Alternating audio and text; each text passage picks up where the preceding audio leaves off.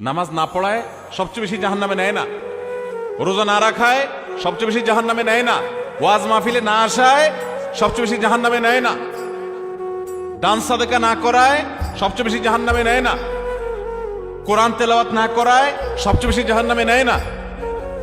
তাহলে কিসের সবচেয়ে বেশি জাহান্নামে নেয় মানুষকে? সুইলা রাসূলুল্লাহ সাল্লাল্লাহু আলাইহি সাল্লাম আন আকসারি মা ইউদখিলুন নাস আন-নার, মানুষকে সবচেয়ে বেশি জাহান্নামে নেয় কোন জিনিসে জিজ্ঞাসা করা হয়েছে। নবীজি বলেছেন দুই জিনিস, আল ফামু ওয়াল ফারাজ, মানুষের জিহ্বা, মুখ এবং লজ্জাস্থান, এই দুইটা অঙ্গ মানুষকে সবচেয়ে বেশি জাহান্নামে নিয়ে যায়। সবচেয়ে বেশি জাহান্নামে নিবে এই দুইটা অঙ্গ। নামাজ পড়ে, দাঁড়িয়েও আছে, কিন্তু ফেসবুকে তলে তলে জেনা করে, চ্যাট করে, এটা তো জেনা। মানে সে কারোর প্রতি আসক্ত, হারাম রিলেশন হয়ে গেছে। এটা মহামারীর আকার ধারণ করে। সবচেয়ে বেশি মানুষ জাহান্নামে যাবে এই পাপের কারণে, অপরাধের কারণে।